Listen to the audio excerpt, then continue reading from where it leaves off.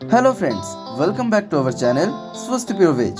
আজকে আমরা বানাতে চলেছি এমনই একটা রেসিপি যেখানে আপনারা দেখতে পাবেন আজকে আমরা বানাবো এঁচোড় আর পনিরের কোপ্তা কারি। তো চলেন এটি আপনারাও বাড়িতে কিভাবে অতি সহজে তৈরি করবেন তা আজকে দেখে নেওয়া যাক।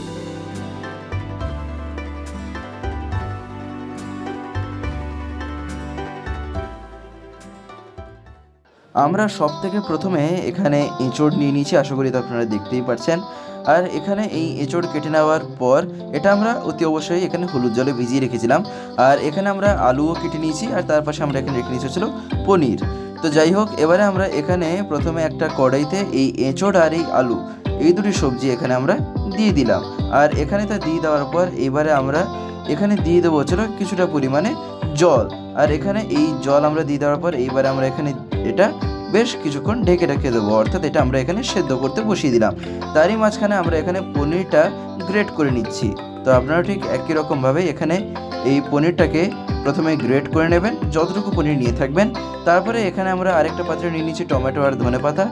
এখানে আমরা নিয়ে নিচ্ছি আরেকটা পাত্রে আদা, তার পাশে রাখা আছে গোটা জিরে, আর তার পাশে এখানে আমরা রেখে নিচ্ছি কাঁচা ধনে, তার পাশে রাখা আছে শুকনো লঙ্কা, আর এটা হলো লবঙ্গ, তার পাশে রাখা আছে এলাচ, আর তার পাশে রাখা আছে ওটা দারচিনি, আর ওটা হলো কাজু।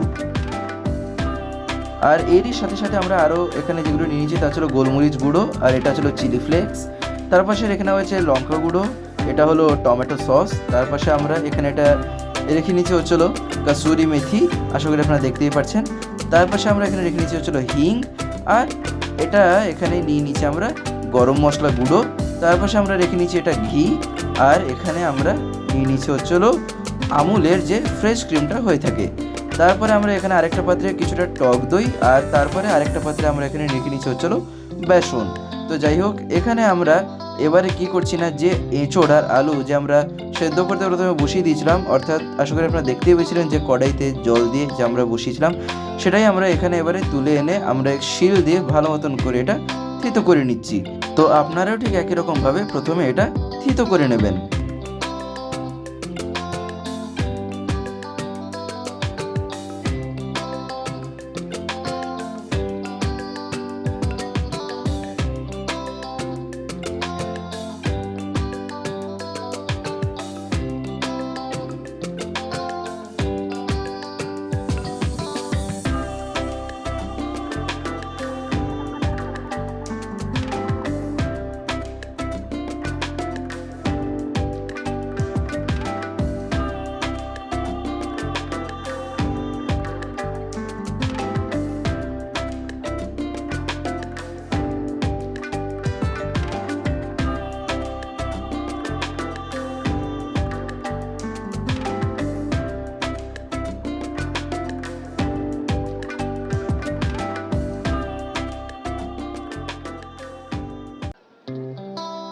তো যাই হোক, আশা করি আপনারা দেখতেই পেলেন যে আমরা এখানে যেটা বেশ যে কতক্ষণ ধরে যে থিতো করে নিলাম।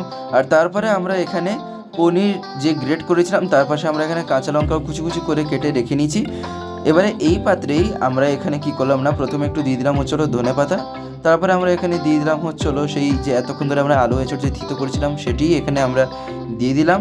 তারপরে আমরা এখানে যে জিনিসটা দিয়ে দেবো তা হচ্ছিলো বিভিন্ন রকম মশলা, অর্থাৎ এখানে এই জিনিসগুলি পরপর দিয়ে দেওয়ার পরে এবারে এখানে যে মশলাগুলি আমরা নিয়েছিলাম সেগুলি একের পর এক এখানে দিতে হয়।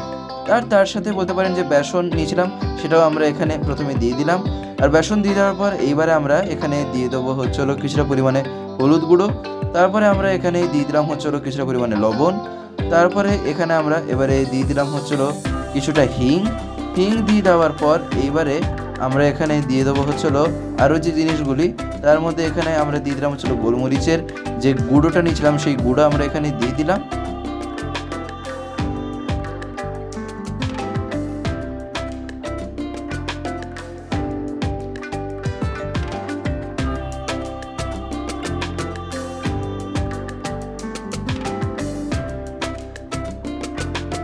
গোলমরিচের গুঁড়ো দিয়ে দেওয়ার পর এইবারে আমরা এখানে দিয়ে দিলাম হচ্ছিলো কিছুটা পরিমাণে চিলি ফ্লেক্স। আর এখানে এই চিলি ফ্লেক্স দিয়ে দেওয়ার পর এইবারে আমরা এটা ভালো মতন করে একটু এখানে মাখিয়ে নিচ্ছি, বা বলতে পারেন খানিকটা মিক্স করে নিচ্ছি এই সব কিছু দিয়ে।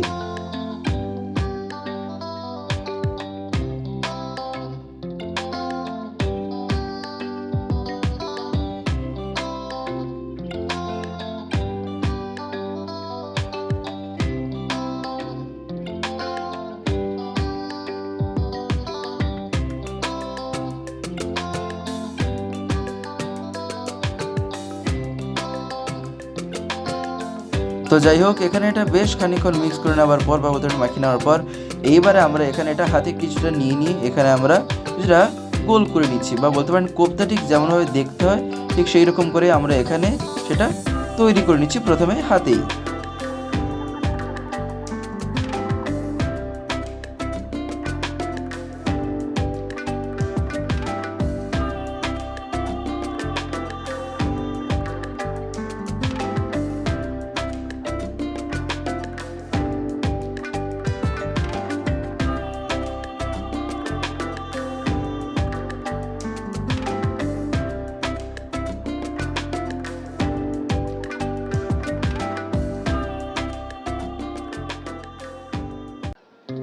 তো যাই হোক, আশা করি আপনারা দেখতে পেলেন যে এখানে আমরা প্রথমে যে এটা কীভাবে হাতে তৈরি করে নিলাম। তারপরে আমরা এখানে এবারে কড়াইতে কিছুটা সাদা তেল নিয়ে তাতে আমরা এগুলি এখানে দিয়ে দেবো, অর্থাৎ এবারে আমরা এখানে এগুলিকে ফ্রাই করে নিচ্ছি।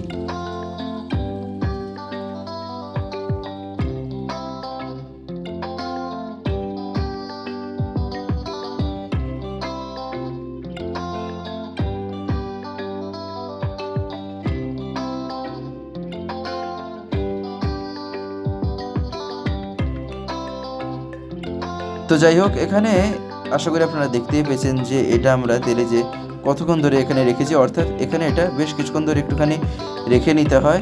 আর তারপরে কি করতে হয় না, এখানে খুন্তি দিয়ে এটা একটুখানি এক একটাকে উল্টে দিতে হয়, অর্থাৎ আপনারা বলতে পারেন এখানে যে পরপর আপনারা দিতে থাকেন তারই মধ্যে কিন্তু একটা একটা করে সেটা হয়ে গিয়ে থাকে। তাই আপনারা সবগুলি এখানে দিয়ে দেওয়ার পর, অর্থাৎ বলতে পারেন যদি আপনারা এখানে এই কাছাকাছি 9-10টা মতন যদি একসাথে তৈরি করেন তাহলে সেক্ষেত্রে আপনারা দেখতে পাবেন যেটা তা হচ্ছিল ওটা দিতে দিতে কিন্তু একটার পর একটা হয়ে গিয়ে থাকে। তাই আপনারা এখানে আর বেশি দেরি না করে সঙ্গে সঙ্গে কিন্তু খুন্তি দিয়ে এটা নাড়িয়ে দেবেন, বা বলতে পারেন একটুখানি উল্টোতে থাকবেন। আর তারই মাঝখানে আমরা যে টমেটো নিয়েছিলাম তা আমরা গ্রেভিও করে নিয়েছি। আর ওখানে আমাদের ওটা তো ফ্রাই করা হয়ে গেছে, যেমনভাবে আমরা ফ্রাই করে থাকি ঠিক সেরকমভাবে ফ্রাই করে নিয়ে আমরা তা একটা পাত্রে নামিয়ে নিয়েছি। আর এখানে আমরা কড়াইতে কিছুটা তেল নিয়ে তাতে আমরা প্রথমে দিয়ে দিলাম এই টমেটোর গ্রেভি।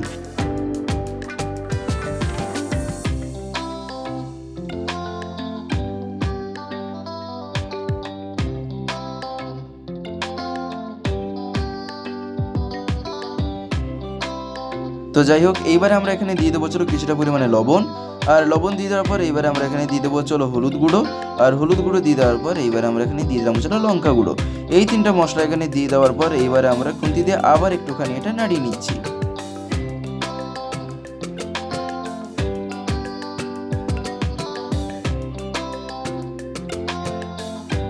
তো যাই হোক, বেশ খানিকক্ষণ নাড়িয়ে নেওয়ার পর এইবার আমরা এখানে দিয়ে দিলাম টক দই। আর এই টক দই এখানে দিয়ে দেওয়ার পর এইবার আমরা আবার একটুখানি এটা খুন্তিতে ভালো মতন করে নাড়িয়ে নেবো, বা বলতে পারেন কিছুটা এই টক দই দিয়ে আমরা মিক্স করে নেব।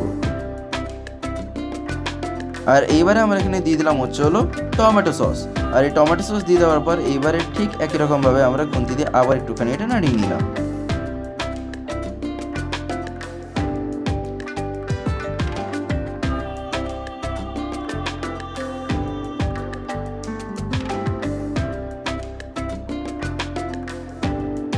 তো যাই হোক, এইবারে আমরা এখানে দিয়ে দিলাম আমুলের যে ফ্রেশ ক্রিমটা আমরা নিয়ে নিয়েছিলাম সেই ক্রিমটাই আমরা এখানে দিয়ে দিলাম কিছুটা।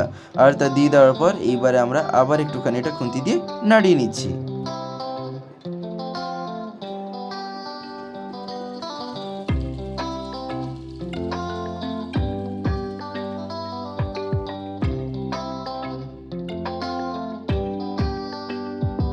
তো যাই হোক, এটা এখানে খানিকক্ষণ নাড়িয়ে নেওয়ার পর এইবারে আমরা এখানে দিয়ে দেবো সেই কোপ্তাগুলি, অর্থাৎ যেগুলি আমরা ফ্রাই করে নিয়েছিলাম সেগুলি আমরা এবারে এখানে এই কড়াইতে দিয়ে দিলাম। আর তা দিয়ে দেওয়ার পর এইবারে আমরা এখানে এটা ভালো মতন করে নাড়িয়ে নেবো, বা বলতে পারেন এতক্ষণ ধরে যে আমরা মশলাটা তৈরি করলাম বা যে মশলাটা কষে নিচ্ছিলাম এরপরেই আমরা এখানে দিয়ে দেবো সেই কোপ্তাগুলি।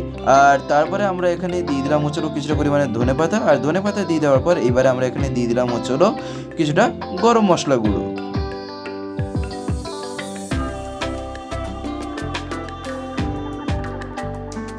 আর গরম মশলা গুঁড়ো দিয়ে দেওয়ার পর এইবারে আমরা এখানে দিয়ে দিলাম কিছুটা পরিমাণে ঘি। আর এখানে এই ঘি দিয়ে দেওয়ার পর এইবারে আমরা এখানে এটা ভালো মতন করে খুন্তি দিয়ে একটুখানি নাড়িয়ে নেব।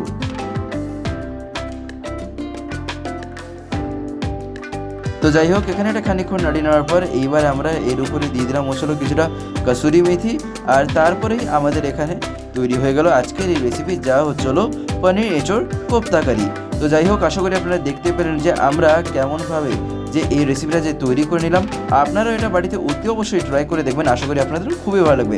বিশেষ করে এই তরকারিটি খেতে এত দুর্দান্ত লাগে, যদি আপনারা গরম গরম ভাতের সাথে খান তাহলেই আপনারা বুঝতে পারবেন যে এটির কত স্বাদ।